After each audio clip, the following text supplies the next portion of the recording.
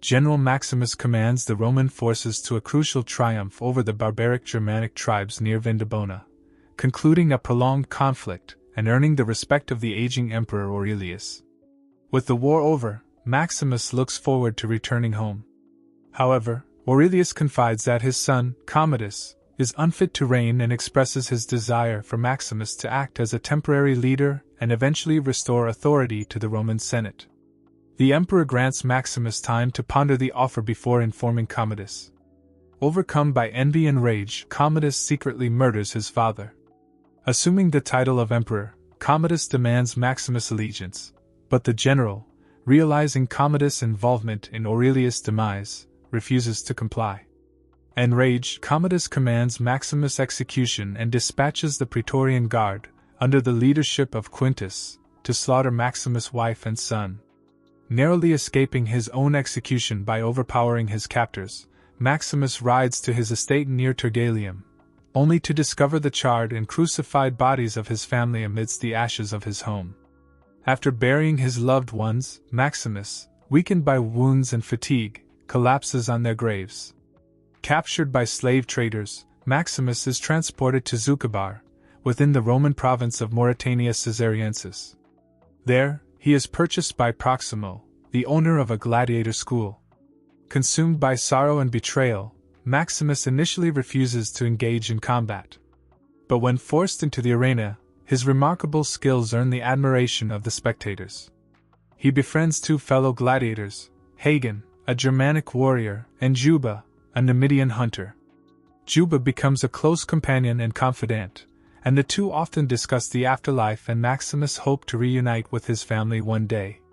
Meanwhile, in Rome, Commodus arranges 150 days of gladiatorial spectacles to honor his father and bolster his public image.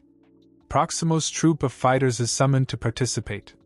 Proximo reveals to Maximus that he was once a gladiator himself, freed by Emperor Aurelius, and advises Maximus to win over the crowd to secure his own freedom.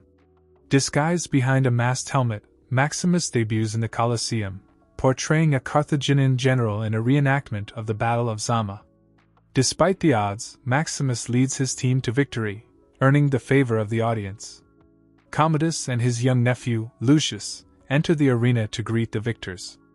Maximus, spotting Lucius, refrains from attacking Commodus. The emperor demands to know the mysterious gladiator's identity. Maximus removes his helmet, declaring his intent to seek vengeance. Commodus, unable to kill Maximus without incurring the crowd's wrath, leaves the arena seething with frustration. That evening, Maximus receives a visit from Lucilla, Commodus' sister, and his former lover. Though initially distrustful, he listens as she offers her assistance, hinting at her dissatisfaction with Commodus' rule.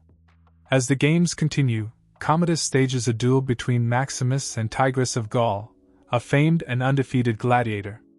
The arena is rigged with chained tigers whose handlers are instructed to target Maximus during the fight. After a fierce battle, Maximus defeats Tigris and awaits Commodus' decision regarding his opponent's fate. When Commodus signals for Tigris' death, Maximus defies the order and spares his life, further endearing himself to the audience and enraging Commodus, whose grip on power weakens with each passing day. Maximus reconnects with his loyal servant Cicero, who informs him that the soldiers once under his command are still stationed near the port of Ostia, awaiting his orders. Maximus devises a plan with Lucilla and Senator Gracchus to reunite his forces and overthrow Commodus. Under the cover of night, Lucilla and Maximus meet to finalize the escape plan, and the two share a brief kiss. However, Commodus grows suspicious of his sister, and using threats against her son, coerces her into revealing the conspiracy. The Praetorian Guard swiftly raids Proximo's compound. Proximo and his gladiators sacrifice themselves to buy Maximus time to escape. Hagen and Proximo fall in the battle, while Juba and the other survivors are taken captive. Maximus reaches the outskirts of the city but witnesses Cicero's execution and is ambushed by Praetorian soldiers. Determined to reclaim public favor, Commodus personally challenges Maximus to a duel in the Colosseum. Aware of Maximus' superior combat abilities, Commodus stabs him with a concealed dagger before the fight and hides the wound beneath Maximus' armor. The two exchange blows in a grueling contest. Despite his injury, Maximus disarms Commodus. When the emperor calls for aid, Quintus and the Praetorians refuse to intervene. Commodus draws a hidden dagger for a final assault, but Maximus overpowers him and kills him with his own blade. As Commodus collapses, silence falls over the Colosseum. Maximus, drifting between life and death, envisions his wife and son in the afterlife.